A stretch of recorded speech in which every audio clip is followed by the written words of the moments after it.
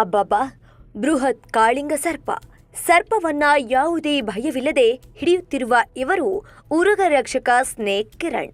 ಹೌದು, ಬಂಟ್ವಾಳ ತಾಲೂಕಿನ ಪಂಜಿಕಲ್ನ ಮನೆಯೊಂದರ ಬಳಿ ಕಾಳಿಂಗ ಸರ್ಪ ಪ್ರತ್ಯಕ್ಷವಾಗಿತ್ತು.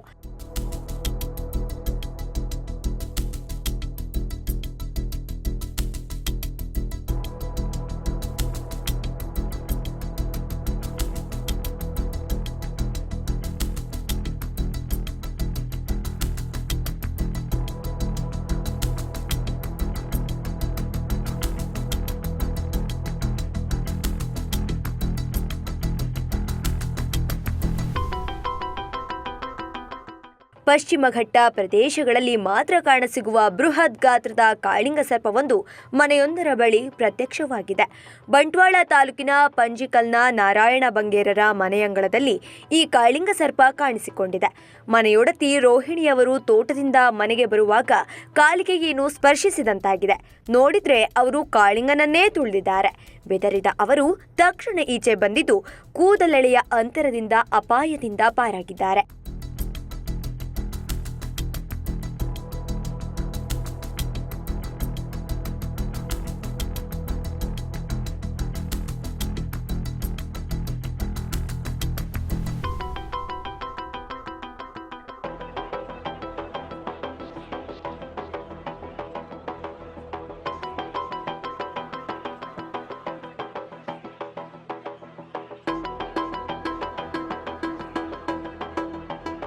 ಮನೆಯವರು ಉರುಗ ರಕ್ಷಕ ಸ್ನೇಕ್ ಕಿರಣ್ ಅವರಿಗೆ ಕರೆ ಮಾಡಿ ತಿಳಿಸಿದ್ದಾರೆ.